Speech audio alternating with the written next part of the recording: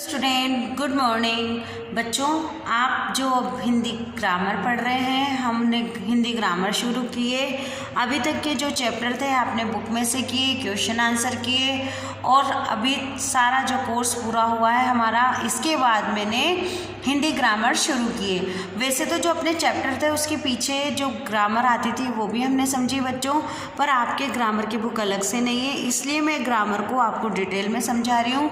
तो आप अगर चाहें तो उसी नोटबुक में से शुरू कर दें, और अगर आप चाहें तो अलग से रजिस्टर बना के या नोटबुक बनाकर आप अलग से नोट्स बना सकते हैं। समझ के जो क्वेश्चन आप लिखेंगे उसे हमेशा अपने पास रखना बच्चों, ताकि इससे क्या होता है कि हमारी नॉलेज भी रहती है और हमने जो पढ़ा जो समझा उसे हम दोबारा रिपीट भी कर सकते हैं। तो इसके पहले वाली जो वीडियो थी उसमें मैंने आपको समझाए थे उपस्वर्ग।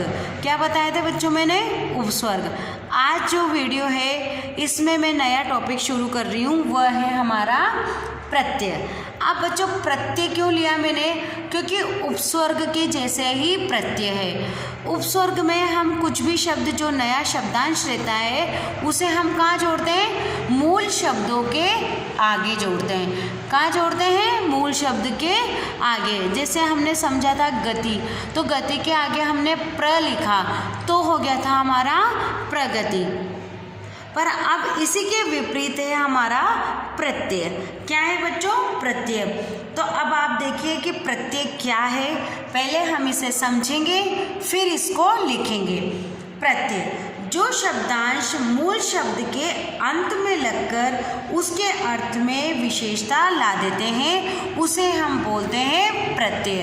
आ गया समझ में आपके? उसमें हमने जैसे लगाया था प्र आगे, अब इसमें क्या लगाएंगे? जो मूल शब्द रहते हैं उसके अंत में लगाएंगे। पहले हमने आरंभ में लगाया था और अब हम अंत में लगाएंगे।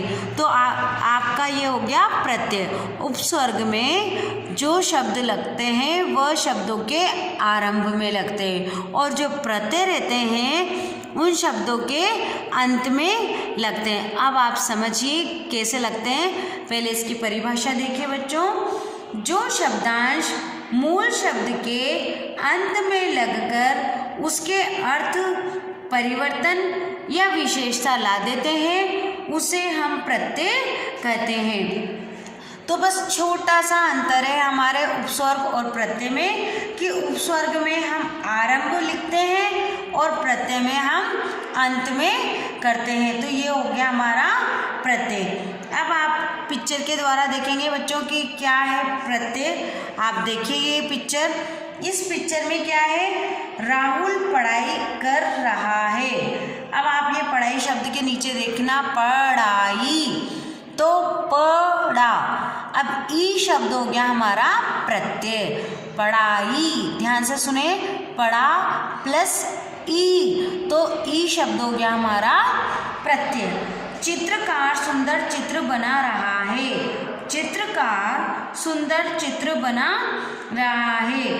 तो चित्र क्या हो गया बच्चों? अपना शब्द हो गया, और जो कार है वो हो गया हमारा प्रत्यय। क्या हो गया? कार हमारा हो गया प्रत्यय। तो जो चित्र हमारा शब्द है प्लस कार, इन दोनों को प्लस करेंगे तो क्या हो गया हमारा? चित्रकार। तो ये हो गया हमारा प्रत्यय शब्द। तो और पहले क्या था? मैं पहले उपस्वर्ग पे आपको रिपीट करती जा रही हूँ साथ में, आप ध्यान से सुनेंगे तो सब समझ में आ जाएगा।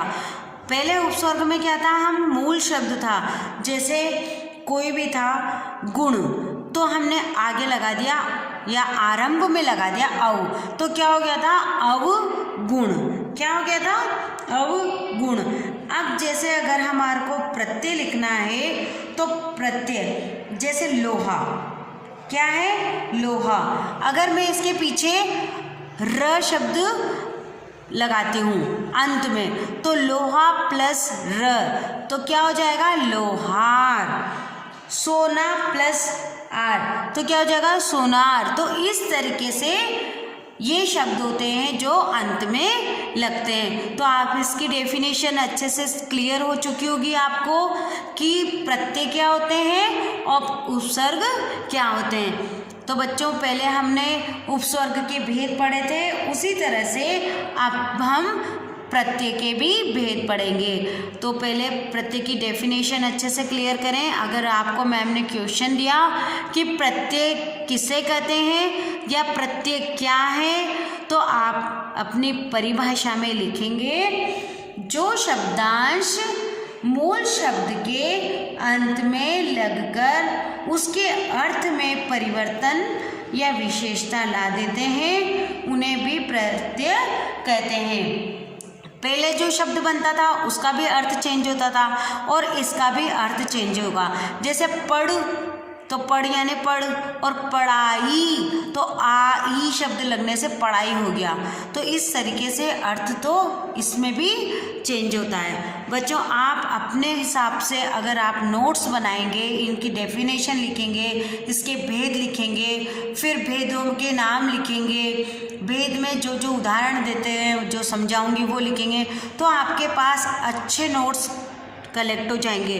जैसे आप उपसर्ग के करेंगे, प्रत्यय के करेंगे, आगे आपको क्रिया, संज्ञा, समास, बहुत सारी ग्रामर की हर चीज़ की डिटेल समझाएंगे आपको।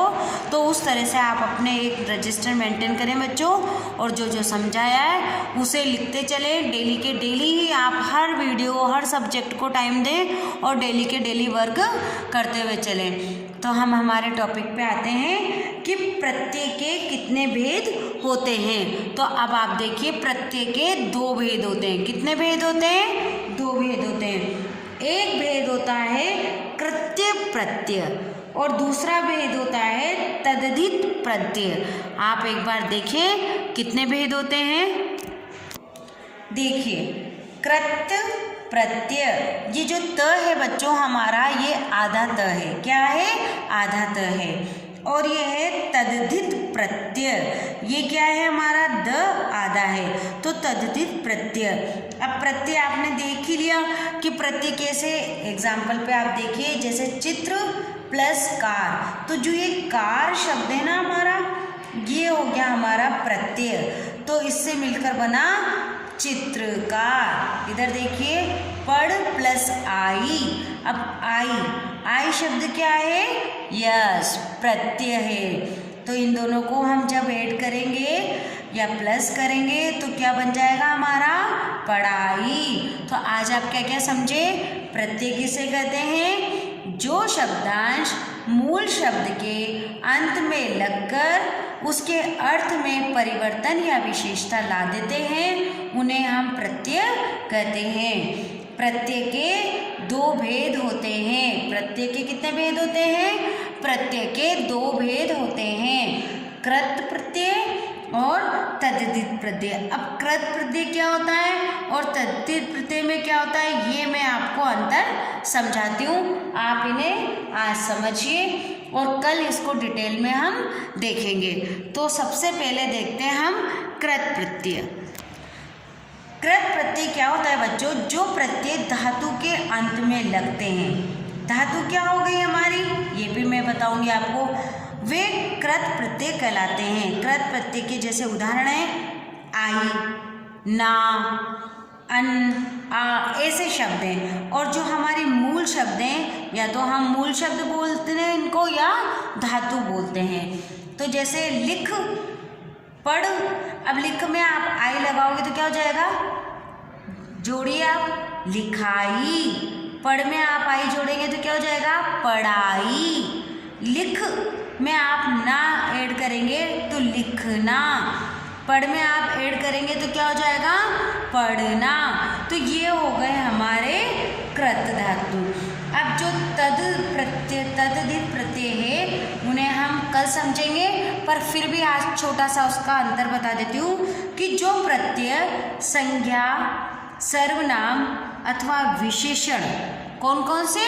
संज्ञा, सर्वनाम, विशेषण के अंत में लगकर नए शब्द बनाते हैं, उन्हें हम बोलते हैं तद्धित प्रत्यय। अब आपको पता ही है संज्ञा किसे कहते हैं, सर्वनाम किसे कहते हैं और विशेषण किसे कहते हैं। संज्ञा बच्चों याद है आपको? किसी व्यक्ति, वस्तु, स्थान के नाम को हम संज्ञा कहते हैं। सर्वनाम संज्ञा के नाम के स्थान पर जो शब्द प्रयुक्त में लाए जाते हैं उन्हें हम सर्वनाम कहते हैं। और संज्ञा और सर्वनाम की जो विशेषता बताते हैं उन्हें हम विशेषण कहते हैं। तो अब जो ये संज्ञा, सर्वनाम और विशेषण के अंत में जो लगते हैं ना, उनको हम तद्धित प्रत्यय कहते हैं। तो बच्चों जो आपको आज नई चीज़ सीखने को मिली उसे समझा ना आपने कि क्या क्या होता है। पहले कभी आपने देखा था कि कृत्य प्रत्यय भी होता है या तद्धित प्रत्यय भी होता है। हमारे पास ग्रामर की बुक नहीं है, पर जो मैं आपको बता रही हूँ, ग्रामर से रिलेटेड जो भी आपको समझा रही हूँ वो आप अपनी नोटबुक में लिखते चलेंगे और समझते चलेंगे। जो शब्द मैं लिखा रही हूँ उनको भी आप लिखेंगे तो आपके पास अच्छा एक मैटर तैयार हो जाएगा बच्चों, और आप इन्हें लिखें ज़रूर से। तो आज आपको क्या क्या होमवर्क में करना है, प्रत्यय किसे कहते हैं उसकी डेफिनेशन लिखेंगे या प्रश्न लिख के लिखेंगे। आप प्रत्यय किसे कहते हैं उसका उत्तर लिखेंगे। प्रत्यय के कितने भेद होते हैं, कृत प्रत्यय और तद्धित प्रत्यय। अब अगर आप इसका कृत प्रत्यय का लिखना चाहें कि कृत प्रत्यय क्या होता है, तो लिख सकते हैं कि जो प्रत्यय धातु के अंत में लगते हैं। धातुओं से मतलब होता है मूल शब्द के अंत में लगते हैं, वह होते हैं कृत्य प्रत्यय।